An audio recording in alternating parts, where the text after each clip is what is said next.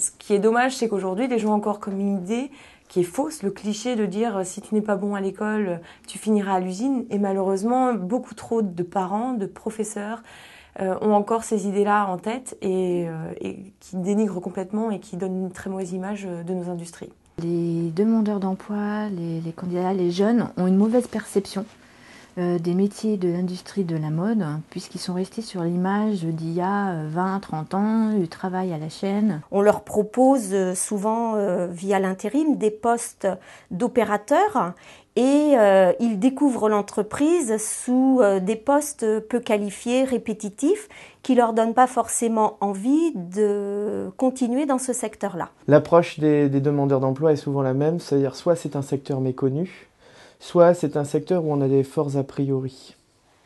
Donc la difficulté aujourd'hui, c'est que c'est vraiment un manque de lisibilité par rapport aux métiers et aux perspectives qui s'offrent par rapport à ces métiers-là. Souvent, ils associent à l'idée des métiers de l'industrie des emplois, des métiers qui vont être faiblement qualifiés, des métiers qui vont imposer des contraintes fortes, qui vont être des métiers peu rémunérés, et donc des métiers vers lesquels on va lorsqu'on n'a pas le choix, lorsque on ne peut pas faire autrement. D'autre part, à l'inverse, on va avoir dans l'idée que se font les jeunes des métiers de l'industrie, l'idée de métiers plutôt prestigieux, des métiers d'ingénieurs notamment.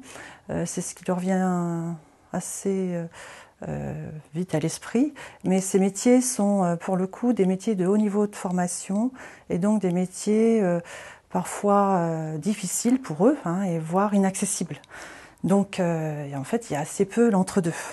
Dès nos jeunes âges, dès qu'on sort du collège, on ne va pas du tout nous diriger vers les métiers de l'industrie. La mauvaise réputation du travail dans l'industrie, on entend souvent dire « Ah, si tu ne travailles pas à l'école, tu iras travailler à l'usine ». Alors que pour moi, j'aime valoriser mon métier dans l'industrie et me dire que je fais des choses utiles, des choses de qualité, des produits de qualité pour les clients. Comme moi, en tant que cliente, quand j'achète des produits, j'aime qu'ils soient de bonne qualité, donc je me dis que quelqu'un les a fabriqués et les a bien fabriqués.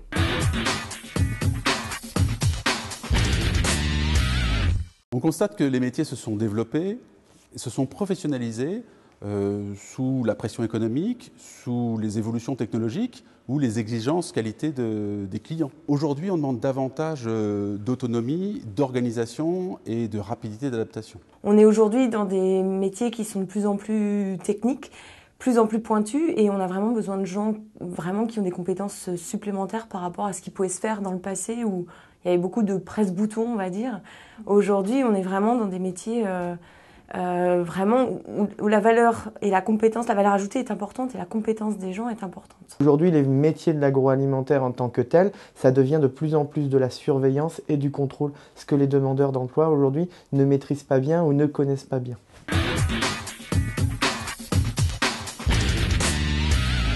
Alors oui, nous avons des difficultés à recruter, en particulier des techniciens de maintenance, et ça depuis plusieurs années en Mayenne. Et je pense que d'autres industries sont dans la même difficulté. Mais on a aussi d'autres difficultés, c'est par exemple de trouver des apprentis pour faire de la forge. Il y a un déficit de vocation pour ce type de métier technique. Il y a sans doute une évolution d'intérêt, en particulier des jeunes, pour des métiers de la conception, le design, l'organisation.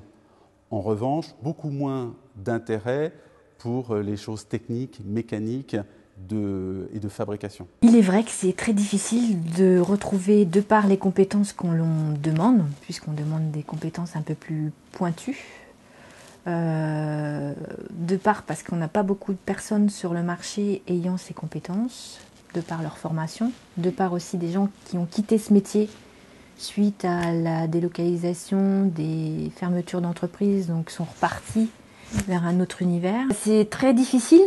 On essaye de fonctionner avec Pôle emploi et les dispositifs qu'il met au service des entreprises, sauf qu'on est confronté à une barrière, c'est les délais de mise en place de ces dispositifs. Nous, sociétés, donc petites sociétés, On a besoin de personnel, mais quand on a besoin, c'est maintenant, c'est pour le lendemain ou le surlendemain, mais c'est pas pour dans 8 ou 15 jours, c'est trop tard. Aujourd'hui, on a vraiment cette difficulté où peut-être un manque de flexibilité culturelle, je pense, où on a des difficultés à faire des passerelles entre les métiers. On a du mal à croire qu'un boulanger peut devenir ensuite régleur sur presse-plieuse.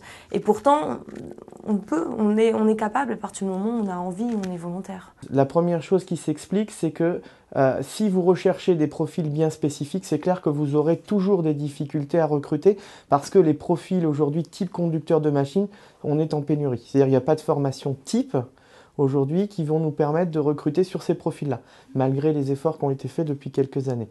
La difficulté qui se pose, c'est est-ce que dans une structure d'entreprise, j'ai les capacités de prendre quelqu'un, une personne lambda, de la former de A jusqu'à Z, en gros, de la former à façon et de la faire grandir dans nos entreprises.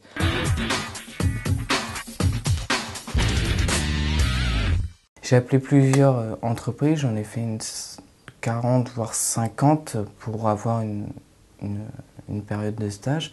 Donc à chaque fois, soit ils me disaient vous n'êtes pas assez qualifié, soit il vous manquait un peu d'expérience. Dans le domaine de tourneur-fraiseur, dans la première entreprise, dès le départ ils m'ont mis à l'aise, j'ai pu toucher dès le départ. Ça peut être plus intéressant de faire beaucoup plus, on va dire, de toucher, de pratiquer. Je cherchais du taf par rapport au préparateur de commandes. Mais là-dessus, à chaque fois que j'y allais, on me disait qu'il y avait du boulot, mais il fallait des cassettes. Le pli m'a finalisé mes cassettes et j'ai pu avoir mes cassettes. Et en ce moment, j'ai envoyé tous mes CV encore dans les boîtes intérim. Mais à chaque fois, il n'y a rien. La région propose un certain nombre de formations comme usineur, soudeur, chaudronnier, technicien de maintenance. Et le problème que l'on rencontre, d'une part, c'est l'attractivité par rapport à ces métiers-là. Donc, bien souvent, dans les années antérieures, on a été obligé de fermer des formations par manque de candidats, et c'était pourtant pas faute de communication sur ces formations. Et puis, d'un autre côté, lorsque les stagiaires sont en formation, ils ont du mal à trouver un stage pour mettre en pratique. Les difficultés de recrutement, nous, on les a déjà dès le départ en première année de Bac Pro. Nous, on a une formation dans laquelle on peut accueillir 14 jeunes. C'est seulement la deuxième année où on est quasiment plein dans la formation. Auparavant, on tournait plutôt autour de 8-9 jeunes. Là, ça fait 2 ans, à force de travail, d'ouverture sur les collégiens notamment, et je dirais aussi sur les professeurs de collège, qui ne sont pas, qui ne connaissent pas ces formations. Est-ce que les formations dispensées en Mayenne sont adaptées aux besoins des entreprises ? Il me semble que ce n'est pas l'offre de formation qui manque, mais les candidats pour intégrer les formations. Par exemple, comment pourrait-on faire pour attirer des jeunes pour venir se former en Mayenne? Ou comment pourrait-on offrir à des jeunes mayennais d'aller suivre des formations pointues, notamment industrielles, dans d'autres départements? En Mayenne, on a quand même des formations intéressantes qui sont proposées aux habitants de la Mayenne. Là-dessus, il n'y a pas de problème. La difficulté est qu'elles sont très très bien fournies en termes de formation post-bac, où on a des formations au métier support qui sont vraiment intéressantes. On a beaucoup d'écoles d'ingénieurs, même des bac+2, beaucoup de formations qui se sont développées ces dernières années et qui nous rendent vraiment, c'est intéressant pour nous. Par contre, on n'a pas besoin que de fonctions support dans nos métiers, on a besoin de champs plus opérationnels. Et de ce fait, là, je pense qu'il y a des difficultés et on va rencontrer des difficultés dans les années à venir, puisqu'il y a de plus en plus de classes qui ferment. Et ça n'ira pas en nous aidant que ces classes se ferment, puisque tout le monde ne finira pas derrière un bureau. Et tous nos ingénieurs ne sont pas d'ailleurs derrière un bureau. Il faut vraiment penser qu'aujourd'hui, nos métiers, le nerf de la guerre pour nous, c'est de sortir des pièces, de produire des pièces. Donc on a besoin de toutes les fonctions dans l'entreprise, mais on a besoin aussi de ces personnes qui sont les personnes opérationnelles et qui sont essentielles à nos métiers.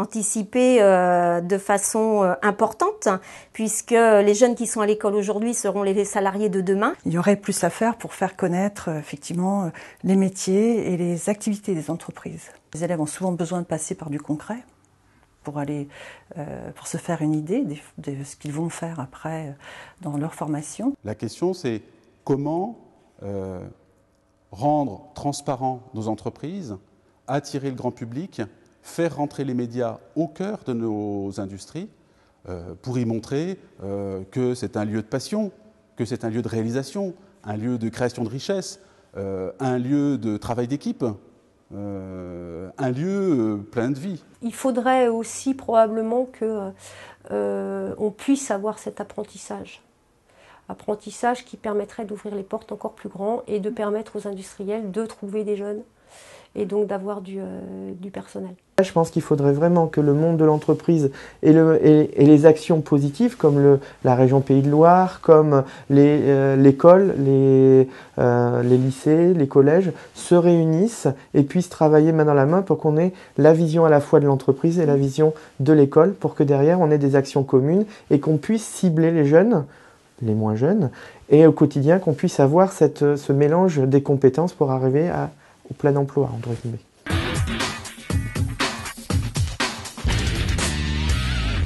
C'est vrai qu'il y a énormément de choses dans l'industrie, mais quand on nous présente l'industrie, la seule chose qu'on voit, c'est le travail à la chaîne, et c'est ce que j'ai fait, et c'est ce que je ne veux pas faire. Moi, ce que je veux, c'est un boulot stable. Un boulot stable, et après, penser à l'avenir, tout ça. Parce que je ne peux pas penser à l'avenir sans que j'ai un boulot par derrière. Bon, après, il faut se qualifier, il faut passer des grades aussi. Bon, après, si je devais rester dans l'outil en lui-même, ça ne me dérangerait pas du tout.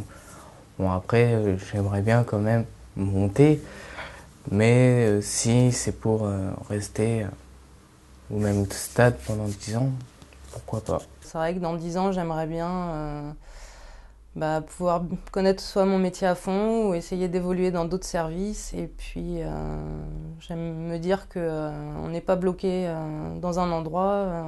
Il faut savoir aimer ce qu'on fait et pouvoir évoluer. Donc, ne pas hésiter éventuellement à reprendre une formation si je me dis que j'ai fait le tour de mon métier. Bon, je pense que ça ne sera pas le cas et je me plais bien dans mon entreprise. Donc, j'espère pouvoir y évoluer.